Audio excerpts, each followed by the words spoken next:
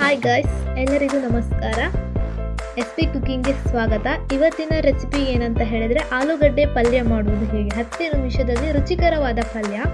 ಇದಕ್ಕೆ ಬೇಕಾಗಿರೋದು 2 ಆಲೂಗಡ್ಡೆ, 1 ಈರುಳ್ಳಿ, 1 ಟೊಮೊಟೊ ಹಣ್ಣು. ಉಪ್ಪೆ ತೆಗೆದ್ಬಿಟ್ಟು ಕಟ್ ಮಾಡ್ಕೊಂಡಿರೋದು. ಇದನ್ನು ಸಣ್ಣದಾಗಿ ಕಟ್ ಮಾಡ್ಕೋಬೇಕು. ಹೀಗೆ 1 ಈರುಳ್ಳಿ ತಗೊಂಡಿದ್ದೆ, ಇದನ್ನು ಈ ಥರ ಸಣ್ಣದಾಗಿ ಕಟ್ ಮಾಡ್ಕೊಂಡು ಇಟ್ಕೋಬೇಕು. ಅಂದರೆ ಇದು ಸಪ್ರೇಟಾಗಿ. ಒಂದು ಪಾತ್ರೆಗೆ ಸ್ವಲ್ಪ ಎಣ್ಣೆ ಹಾಕ್ಕೊಂಡು ಸ್ವಲ್ಪ ಸಾಸಿವೆ ಹಾಕೋಬೇಕು. ಈ ಸಾಸಿವೆ ಖಾರ ಹಾಕೋಬೇಕು. ಎಣ್ಣೆ ಕಾಯಬೇಕು.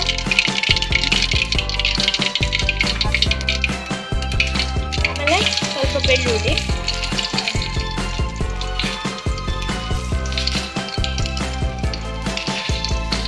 ಆಮೇಲೆ ಬೇವಿನ ಸೊಪ್ಪು. ಇದೆಲ್ಲ ಆದಮೇಲೆ ಟೊಮೊಟೊ ಮತ್ತು ಈರುಳ್ಳಿ ಈ ಥರ ಫ್ರೈ ಆಗಬೇಕು. ಅಲ್ಲಿ ತನಕ ಫ್ರೈ ಮಾಡಬೇಕಾಗತ್ತೆ.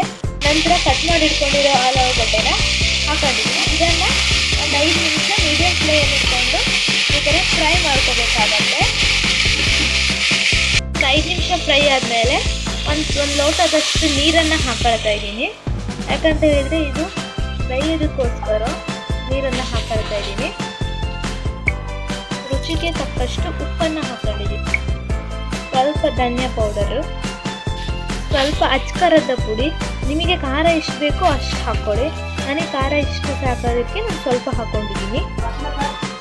ಸ್ವಲ್ಪ ಗರಂ ಮಸಾಲೆ ಕೂಡ ಹಾಕೊಳ್ತಾ ಇದ್ದೀನಿ, ಯಾಕಂದರೆ ಟೇಸ್ಟ್ ಬರಲಿ ಅನ್ನೋ ಕಾರಣಕ್ಕೋಸ್ಕರ ಹಾಕೊಳ್ತಾ ಇದ್ದೀನಿ. ಇದೆಲ್ಲ ಹಾಕೊಂಡ ನಂತರ ಇದನ್ನು ಒಂದು 10 ರಿಂದ 15 ನಿಮಿಷ ಬೇಯೋದಕ್ಕೆ ಬಿಡಬೇಕು.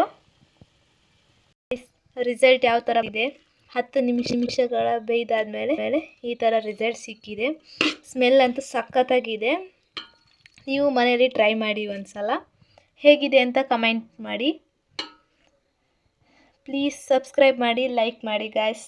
ಬಾಯ್. ನೆಕ್ಸ್ಟ್ ವಿಡಿಯೋದಲ್ಲಿ ಸಿಗ್ತೀನಿ.